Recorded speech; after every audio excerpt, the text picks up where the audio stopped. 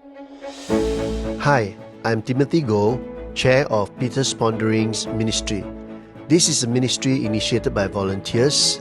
We hope to bring biblical and inspirational perspective on life. Our vision is to instill courage, provoke thinking, and extend God's love in our world. If you have been blessed, we encourage you to sow into this ministry so that we can bless more people. Below are the ways that you can give.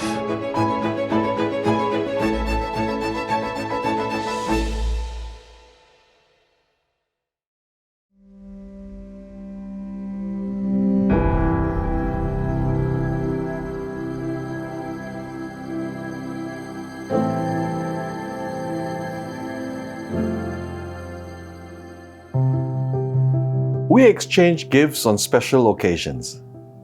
Gift-giving customs vary among diverse cultures. In one Asian culture, women give gifts to men on Valentine's Day. The men reciprocate on another celebrated occasion. In many societies, the polite practice is to bring a token gift when invited to a meal or a party.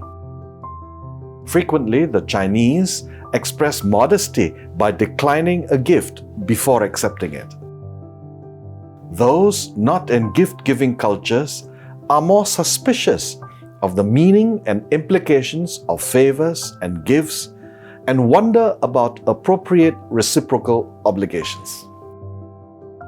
However, in appropriate situations, most of us are elated when we receive a gift, especially when it is unexpected. Christmas is a season of giving and receiving. Most of us spend time and thought in planning what and whom to give. I suspect not too many of us ponder on the gifts we receive and the people who may have carefully planned a special gift for us.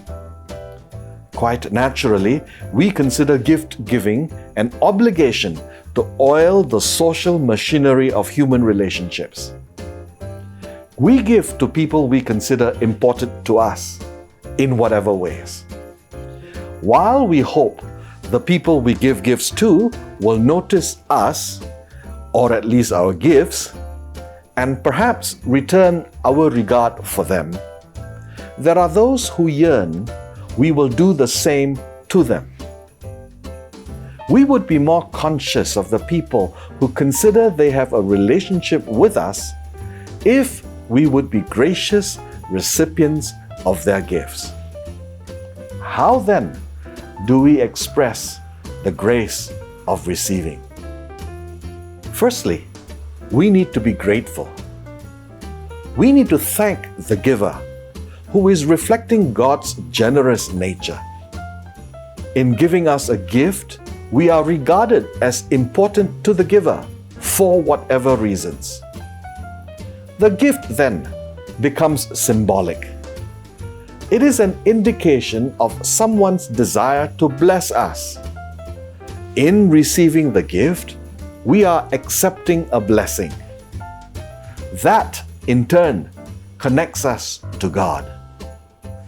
The material gift is human, but a blessing is spiritual, and only God can actualize a blessing.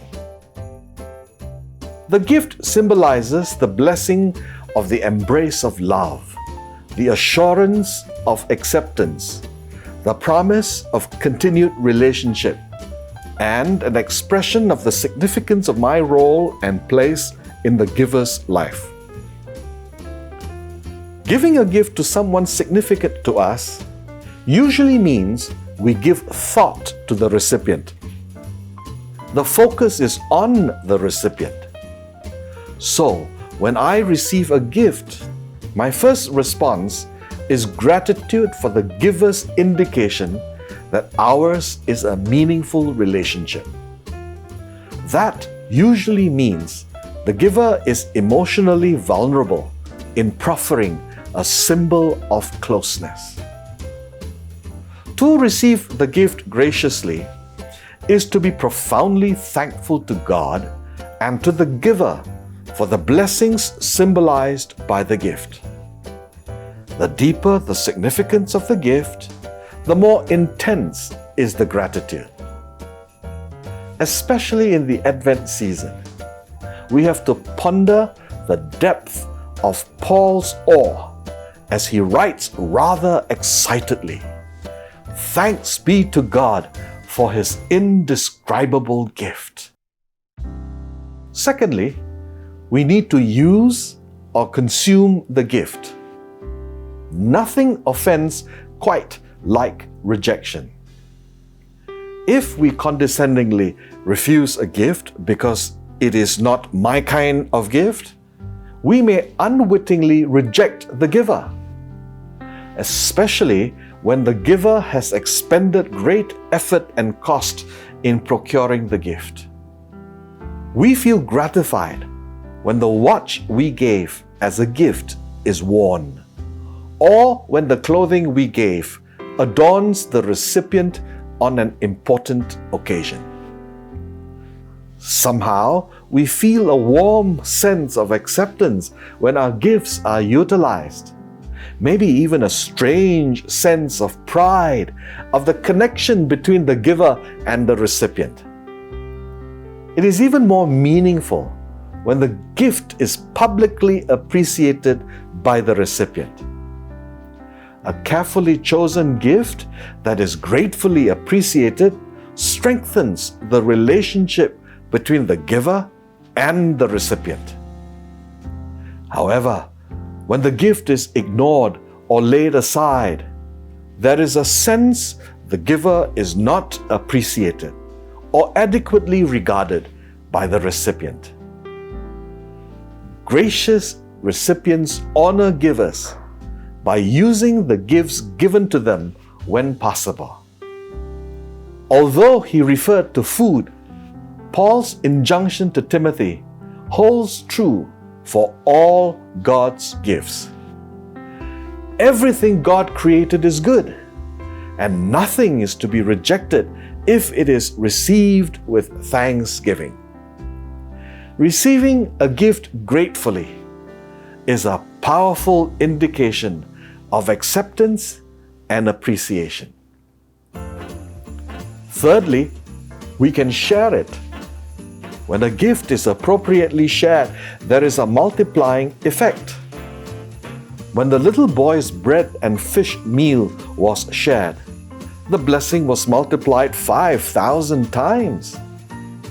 When we appropriately share a gift, we multiply a blessing and direct the focus on Jesus, who gets the glory.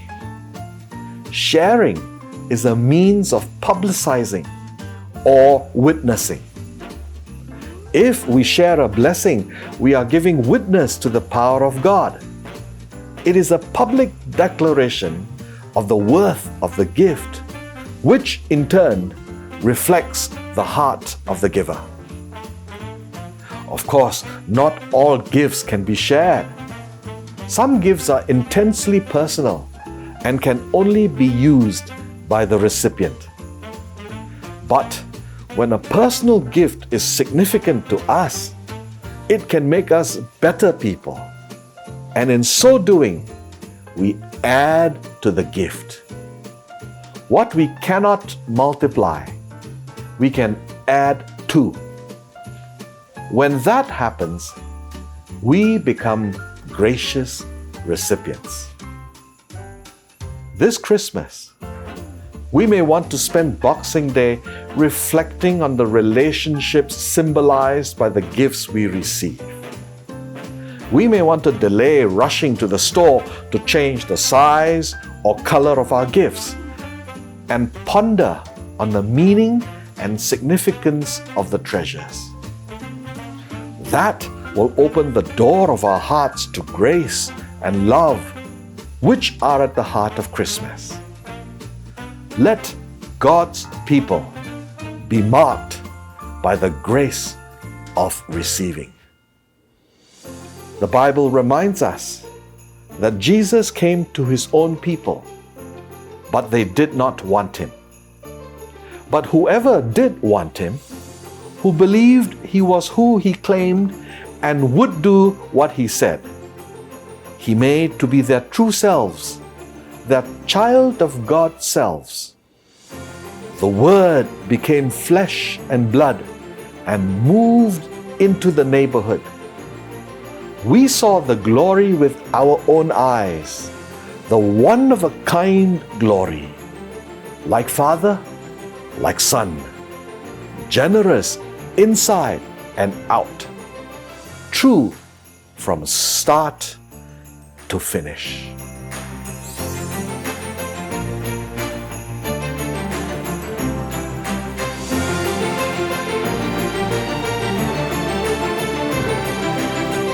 Thank you for watching this short video. We hope you have been blessed.